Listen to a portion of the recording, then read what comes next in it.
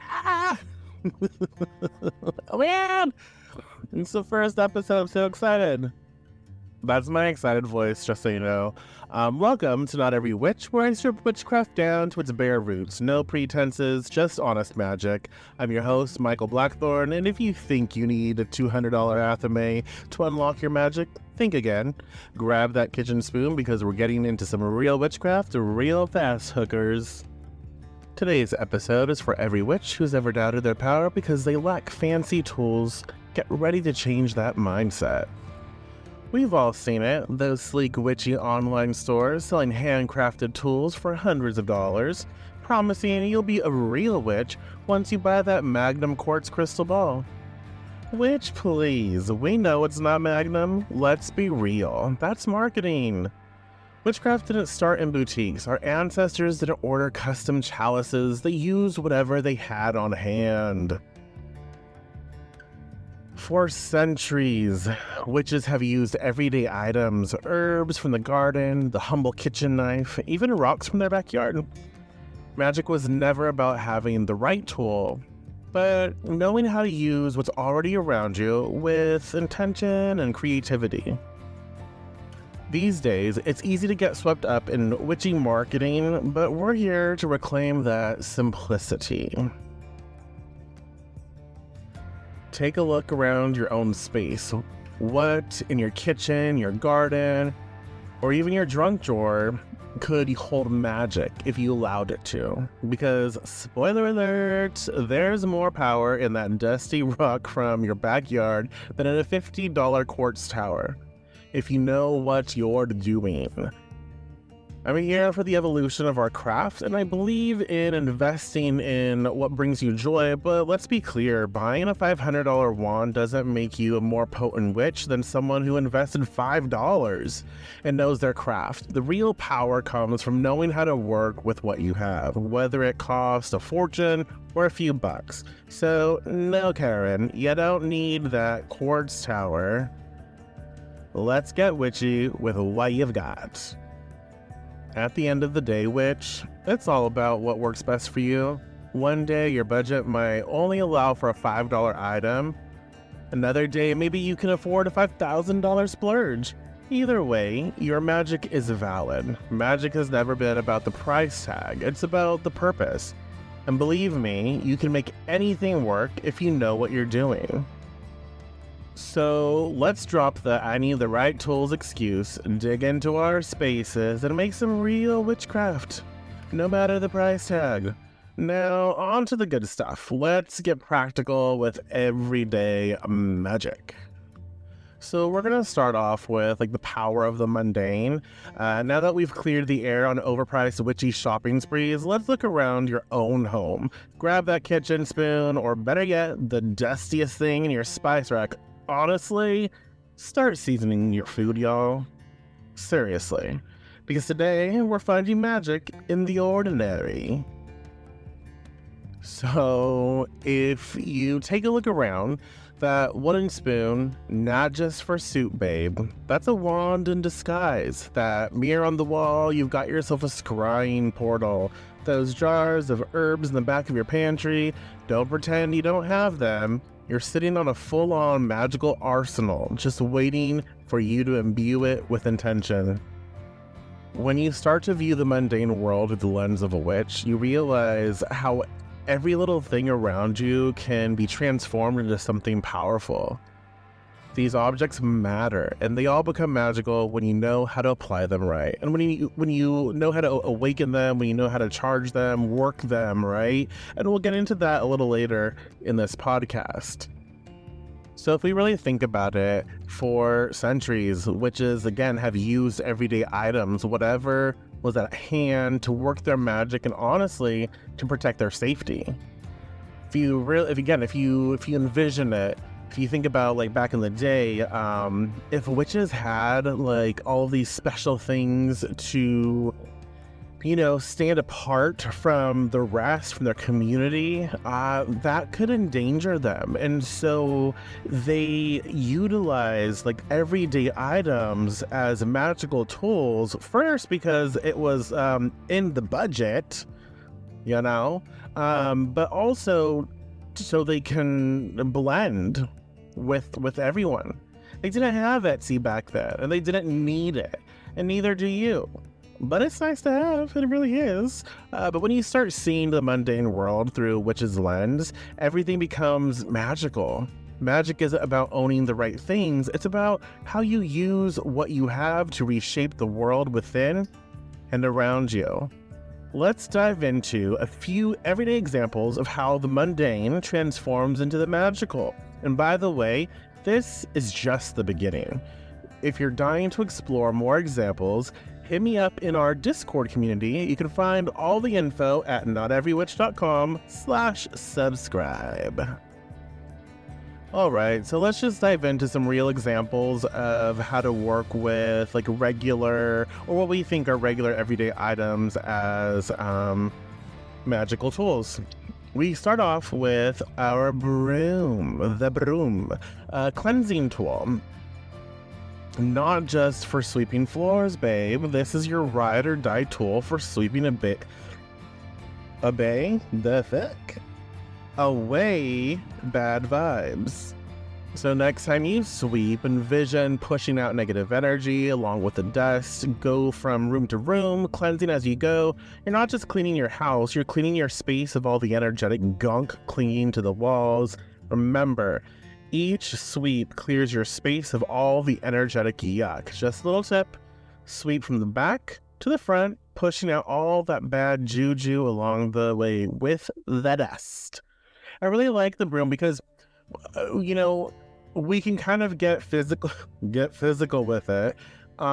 We see the importance of it on a physical level to sweep the dust, to get all the debris, whatever that we've tracked into the house, to clean up. But then we can see, like, on an energetic level, spiritual level, emotional level, how that can be applied as well. And so when we work with a broom, we can tie in all of those different layers and make it a really cool process. Let's talk about forks. Yep, a fork. Forks can be, again, let me know your thoughts as well. Like, what would you utilize these items for? Or how would you utilize these items? How would you view them? Forks, I feel, are really great at directional magic or setting intentions. Fork in the road, more like fork in the spell. You can use a fork to set intentions and guide energy in a specific direction. It's like wielding a magical compass. Want to carve a new path in your life? Hold that fork, visualize your goal, and let it be your directional tool. I like this because I think, a lot of us have forks in our spaces. And so we can, if we don't have like a magical, wand or whatever, we can get a fork, and it has a very distinct feel, and then it can, it directs energy really well. All those little points right at the end of the fork direct energy, like you can channel the energy into the fork and allow the energy to emit from those spaces, and it's really cool. Try it out. But you can also use it to carve like into a candle if you'd like. But really great tool if you need it. Keys. I think that, you look in your junk drawers or whatever, I think a lot of us have a shit ton of keys just laying around that we don't even know what they're for or where they came from, honestly. But keys are really good to like unlock potential and new opportunities. Keys, obviously, they open pathways, but they also close doors. So we need to like be very mindful of that when we're working with keys. That old key you never use anymore, it's not just for locks. It's for unlocking opportunities, potential, and pathways. You can use keys in rituals for breaking down barriers, unlocking inner potential, or even unlocking doors to new possibilities, both figuratively and literally. Awesome, right? That rusty key in your junk drawer turning into a portal of new possibilities. So cool. But You can even use them like in binding spells. You put a key there to represent like I'm locking this away, or this is shut, this is closed, this is done. You know, a really good asset to have. Herbs from your spice rack, all sorts of magical associations, from protection to healing to abundance to love. Salt isn't just for flavoring food or enhancing the flavor of food. It's a protective powerhouse. Cinnamon brings abundance and luck, while rosemary is good for everything, apparently. But rosemary offers wisdom, it offers healing and protection and beauty. There's so many different wonderful associations to these herbs and spices in our pantry. So the next time you cook, think of the magical properties of what you're working with, and don't be surprised when that lasagna suddenly becomes a prosperity spell. Yes! This is probably so problematic, but I remember the wooden spoon being used to, like, discipline. Wooden spoon, stirring energy. Sure, it's for stirring soup, or other things, honestly, but it's also for stirring intentions, our magic, and our words of power, and our energies. But when you stir clockwise, you're drawing energy in, and when you stir counterclockwise, you're banishing. Your wooden spoon is literally a wand, stirring up energy you need to manifest. I do feel like I have to say a few things here, like, and I feel like I should put something up there whenever I talk. When I talk, I speak from my current experience up until this point, right? My current knowledge. You know, I may be ignorant somewhere until I educate myself, or I get educated. I won't know. And our cultures, our different traditions, all of those things will factor in to how we apply things. So I say clockwise and counterclockwise, and I associate that with specific things, but your tradition might view it differently.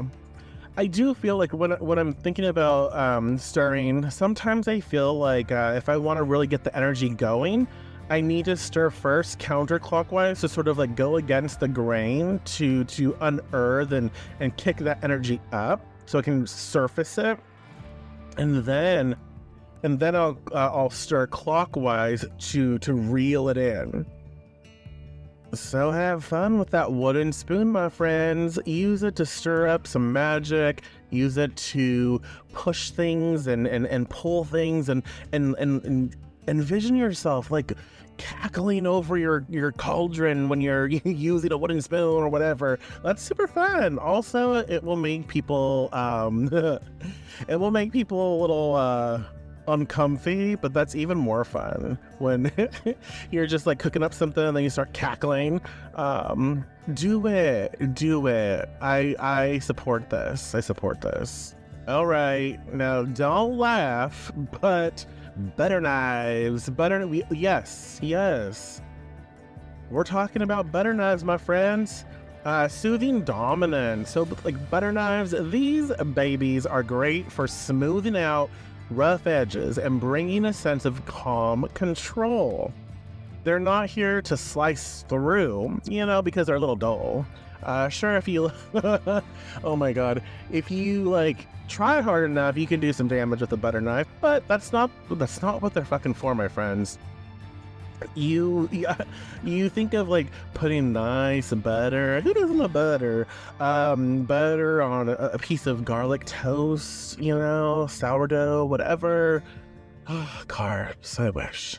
But it smooths things on, right? Makes things delish. And so they're here to soothe and smooth while still asserting, because it's still a fucking knife, so still asserting dominance in a situation. Perfect for when you need to gently cut through the noise without causing chaos, okay? So think about this when you're making sandwiches, or you're putting like butter on toast, or you're spreading some cream cheese on something. I don't fucking know. Whatever you do with the goddamn butter knife. Think of that, and think of the magic. Oh my god, you think of the magic you can do with it, and the magic you can share. Honestly, like if you're preparing to host something and you're making like these sandwiches or whatever, and working with that butter knife, like it's an act of magic. Remember that. Now let's get a little pointed. Sharp knives are good for psychic incisions. Now, actual sharp knives, these are your go-to for cutting cords. Yep. Sharp, precise, and no nonsense. Whether you're slicing through energetic cords or creating psychic incisions to separate from something toxic, a sharp knife helps you create clear boundaries and cut through the bullshit. Honestly though, like if you don't have anything, you can use a regular, like a sharp knife when you're doing like healing work to create like psychic incision to sort of like pull out some toxic energy, and do it that way. Just don't cut a bitch, right? Don't do that. But like you can psychically create incision to pull, these things out, or however you're doing your healing work, and then maybe use a butter knife to like soften it up and seal it up and all that shit. Like seriously. So many different ways to work like your everyday, your mundane things. And I want you to start thinking like this. Like, what is this tool utilized for, and how can it magically be incorporated? Okay. Now let's talk cups. Chalice, the representation of a chalice, right? A cup is your chalice, bitch. That coffee mug you use every morning, it's more than a caffeine vessel, it's a chalice.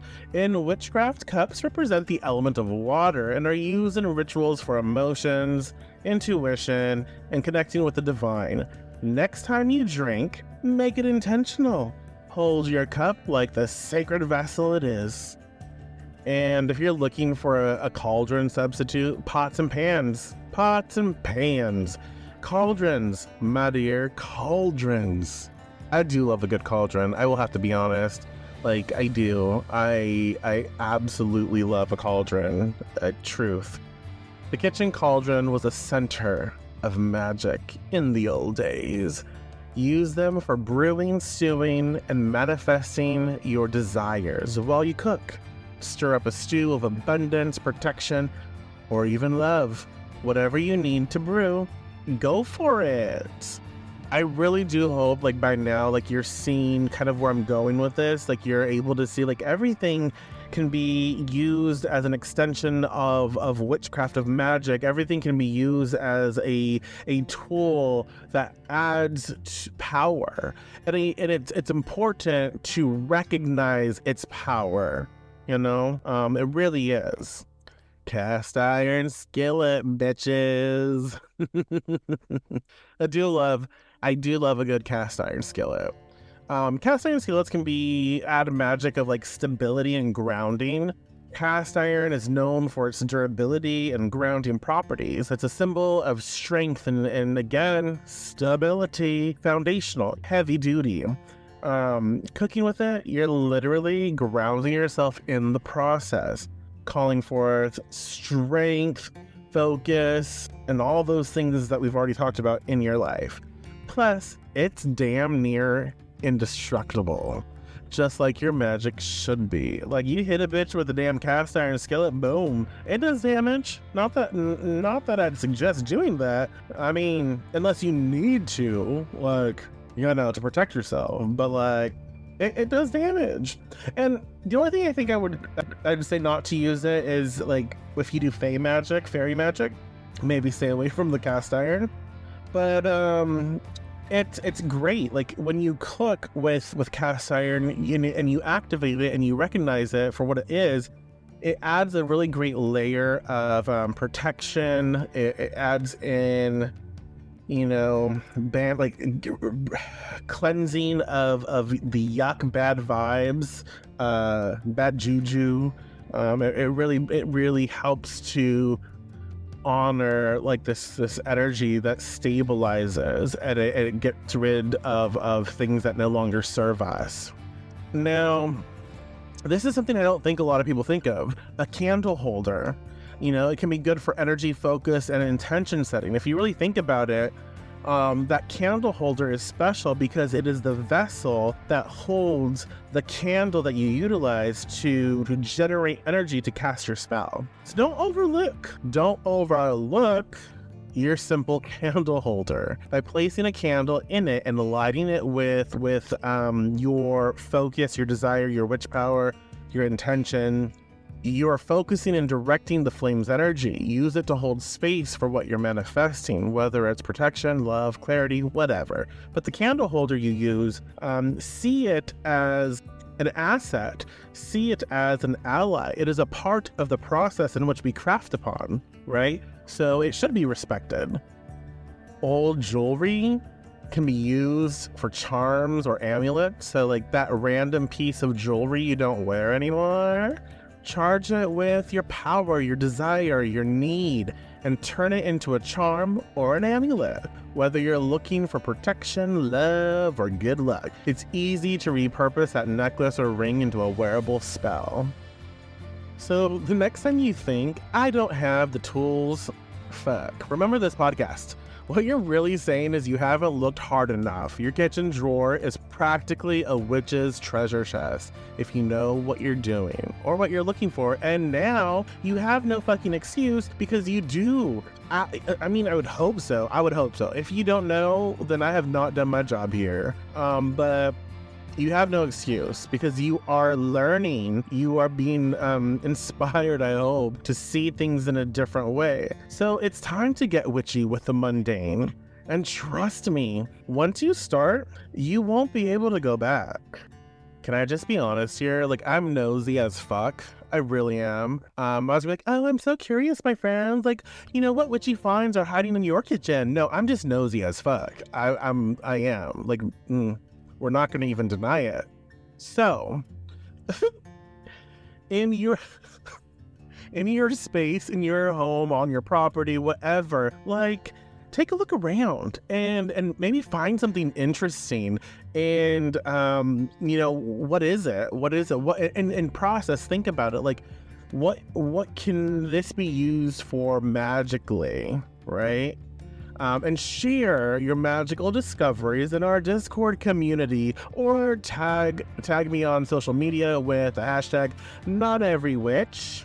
Let's turn the everyday into enchantment together, because again, I'm nosy as fuck, my friends. I can't help it. I mean, do I want to help it? I don't know.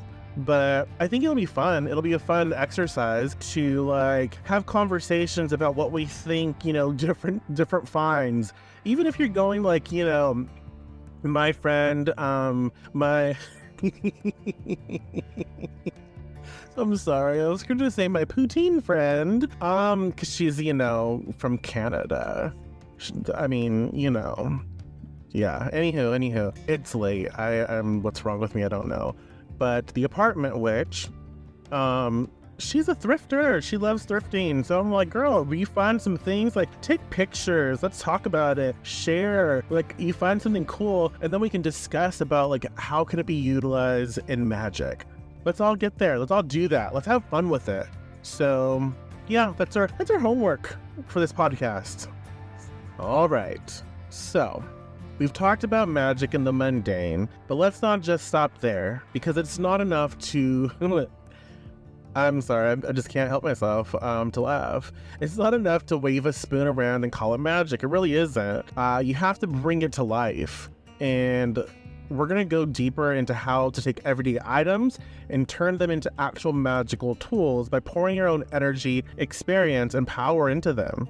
The magic comes from not just your intention, but your magical skill, your wisdom, your knowledge, and experience.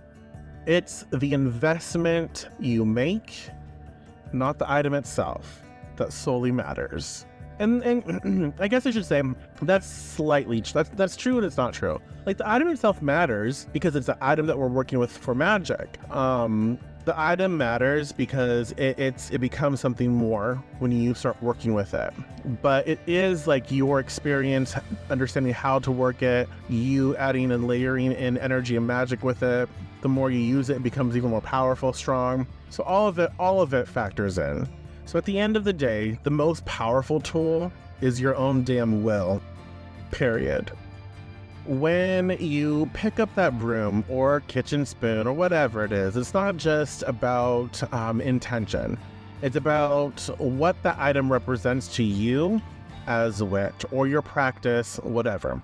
This is where we need to remember that witchcraft is an art form. It's a practice where you build your skills, strengthen yourself, and as you grow stronger, your craft and magic become more potent. It really is that way. It's like building muscle. You get stronger, you build strength, you build muscle, and then you're able to do more, you're able to lift heavier, and then you just keep going. Same thing.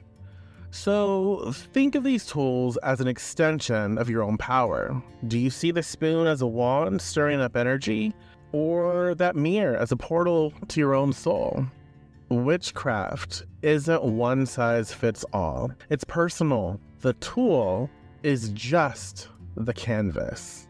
It's what you bring to it that makes it magic.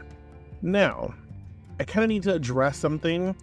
By expressing like the tool is just the canvas, like what popped into my head was in beauty school, people don't respect the hairstyle, like the beauty profession. Like in beauty school, like people would, always say, oh, you're just a hairstylist, or you're just a nail technician, or you're just an esthetician, whatever.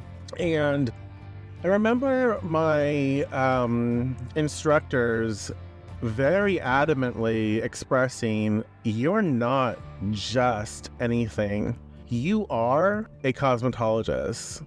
You will be licensed. You are this. Your profession is one of few that survived the Depression.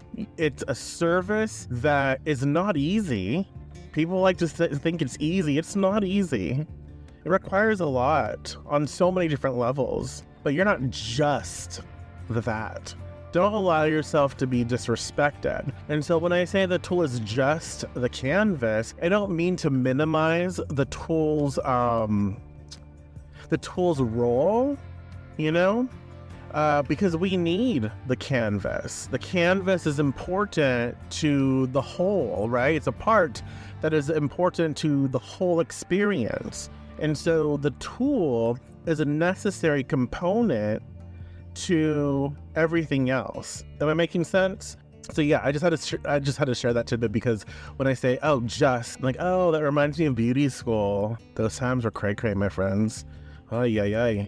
A lot of folks also talk about how tools aren't necessary, and that really is a conversation for another episode. But let me just say this. While you don't really need tools, if you've worked your energy into a tool, I don't know, so stupid, into a tool for years, you can feel how much more potent it becomes. There's something powerful about a tool that has been used again and again with power, reverence, and intention.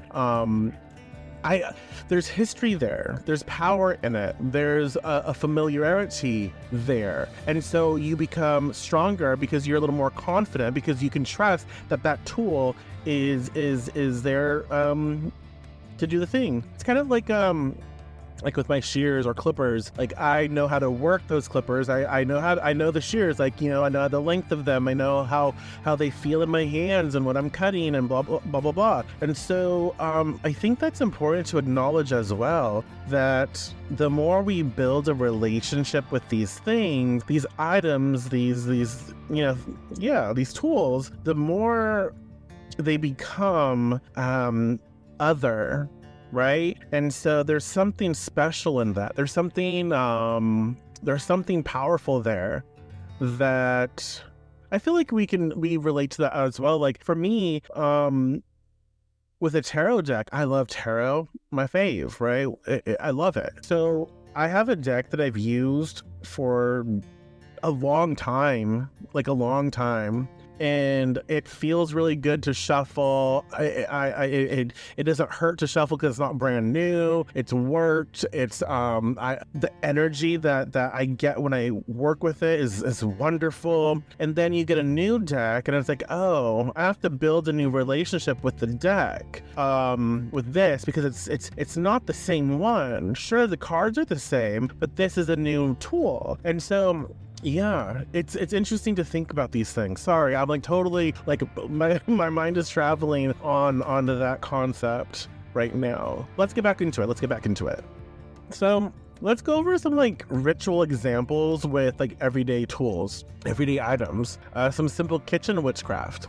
Grab that pot and spoon, and while you're cooking, stir your intentions into the meal. As you stir, visualize the energy you're bringing into the dish, whether it's healing, protection, love, abundance, whatever. Your cooking time transforms into a magical act, right? A ritual, and every bite of that meal becomes a spell in action. It's really cool to think about it like that way. And if again, you can make it as detailed as you want, like the direction you stir in. Maybe you want to release some things. Maybe again, if you think about, oh, I'm making like a detoxifying tea, and so I'm brewing that, and maybe I stir in a counterclockwise motion to align with the purge, right? With the detoxification, with not just the physical act of it, but like the spiritual act. So as I purify whatever in my body, I also purify these things in my spirit, in my mind, you know? So things like that. And we can talk about mirrors for self-reflection. Mirrors aren't just for checking your hair.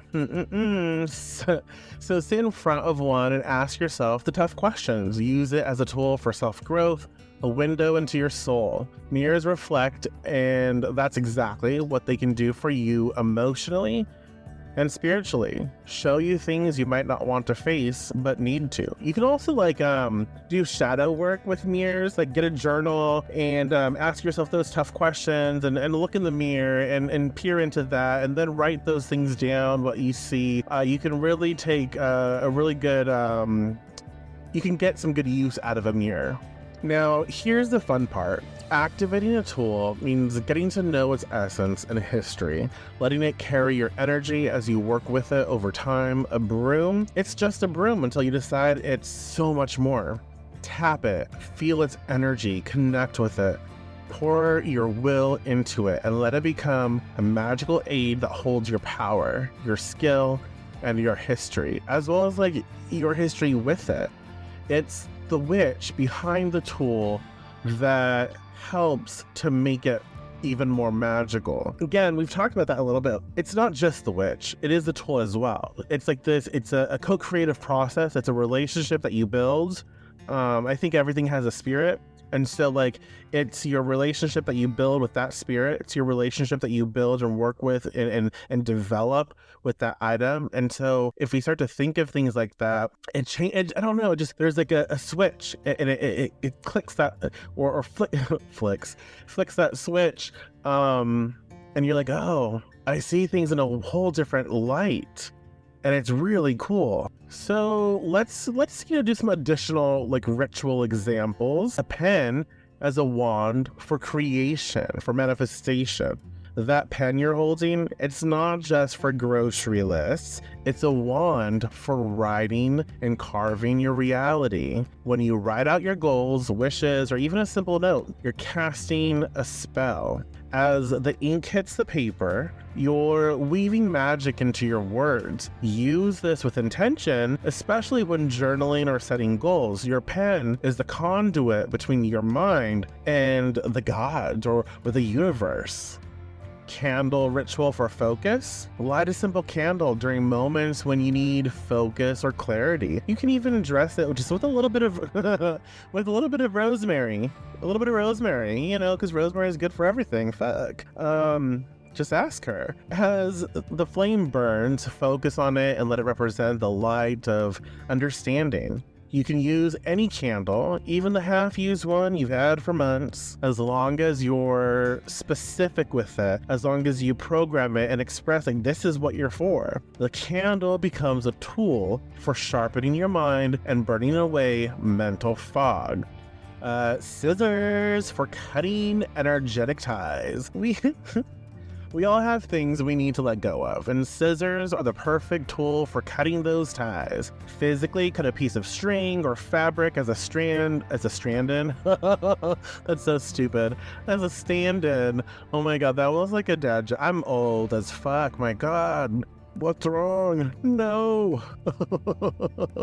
So physically cut a piece of string or fabric as a stand-in for the energetic cords you want to sever. With each snip, motherfucker, visualize releasing what no longer serves you. This simple ritual can be a powerful way to end toxic relationships, bad habits, or old emotional baggage. Honestly, like yeah, you can have some fun with scissors. Like, don't run with them because, you know, that's stupid. But if you're like smoke cleansing, right? You're smoke cleansing your space and you feel like thick, yuck. Like, you can get some scissors and be like snip, and make a ritual out of it. Use words of power and like cut that thick energy with those scissors on an energetic level, a spiritual level, mental level, emotional level, all of that, and disperse that, and then go in with that heavy cleansing smoke. Shoes for walking intentions. Before you leave the house, take a moment to imbue your shoes with power, with desire, with intention. Visualize them carrying you toward your goals or away from negative energy. Every step you take can be a step closer to what you want, whether that's success, peace, or new opportunities. Think of it as walking magic, literally moving your intentions into reality. And like, also think of it as like every time like you step, like you press your foot into your shoe and it hits the ground, you're stomping or you're activating the power of that intention or that program. Again, like I said, all this shit can be programmed to live and lead a magical life. So have fun with it. A glass of water as a conduit for cleansing and clarity. Take a glass of water and speak your intentions into it. Water is a natural conduit for energy. Drink it with the intention of bringing clarity, focus, or even healing into your body. You can also use water for scrying, filling a bowl and gazing into it to receive messages or insight from your intuition. I honestly think that one of the most important things in activating a tool is to really get to know its essence. Get that broom from the kitchen. I'm sure you've held brooms before. This one just happens to have bristles. Remember all the times you've used a broom, the energy that arises, and what brooms are traditionally used for. Bring all of that energy to the front of your mind, tap on the broom, and intone that it wake up. Connect with it and let it become an extension of your magic. Raise your energy and pour it into the tool until it feels like it's sparkling with power. You can do this with anything. Kitchen utensils, scissors, candles, anything can be activated and used in your practice. You just have to remember you're the witch. It's time for you to wake up that tool, right? Activate it, give it life, breathe essence into it, and make it other. All right, witches. We've taken the mundane and given it some serious magic, but now it's time to hand things over to someone who can mix savory but never too salty wisdom like no one else. Yes, it's that time to call on the witchy wisdom from our resident elder bitch, the one and only Rosemary. Don't pretend you're not excited. You know her, you love her, we might fear her a little, but it's time for... Save Me, Rosemary. Oh, sweetie, fancy tools. Let me tell you something. Those shiny bits you see on Instagram, about as essential to witchcraft as a 5th cup of tea at midnight. Sure, they look nice, but do they do the work? No, that's all you, darling. Mel, what have you got around you? A kitchen knife? Well, congratulations, bitch. You just found yourself an athame. That wooden spoon you've been stirring your soup with. Voila! It's a landau. You've got more magic in that cluttered kitchen of yours than most have in their fancy store-bought alders. Listen up, sugar plum. Magic isn't about the look. It's about what ye do with what you've got. You don't need a gold-plated fucking chalice to call the spirit. Grab yourself a fucking coffee mug, a cereal bowl, hell, grab the cat's dish if you're feeling spicy. Your true power lies in what you make of it, not in some shiny knick-knack. And remember this, if all else fails, there's always me, good old Rosemary. Need protection? I'm your girl. Looking for clarity? You guessed it. Rosemary again. Hell, if you're out of wand for your rituals, toss me in the pot and say a prayer. It might taste awful, but it'll get the job done.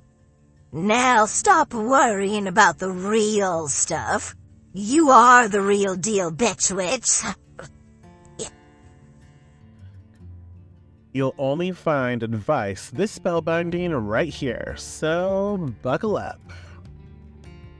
Today, we've got a special delivery, a Dear Rosemary message straight from the magical ether. This witch wants to know, help me, Rosemary. I don't have any fancy tools and my altar looks empty. Should I wait until I can afford the real stuff? If you have a question for our beloved Rosemary, need some no-nonsense advice with a side of sass, email your questions to info@noteverywitch.com with the subject line, Save Me, Rosemary. And you might just hear your answer on an upcoming episode. Don't be shy. Rosemary's here for all your magical dilemmas. All right, my friends, that's it for our first episode of Not Every Witch podcast. Oh my gosh, I'm freaking out. Thank you so much. And please, please, please, let me know what you think. Let me know. Be honest. It's okay. Leave your reviews wherever you listen. I would appreciate that. And I hope that you can take from this a new way of looking at things, a new way of exploring your everyday items, and to understand that you don't need to have like the right tool to get the job done. You just have to know how to work with what you have and make it work for you. If you want to invest into pricier things, that's absolutely fine. I'm not shitting on that. I just want everyone to know that you have access to the same type of power no matter what. So do what is inspiring to you and what you feel motivated to do. All right. Until next time, I will talk to you soon.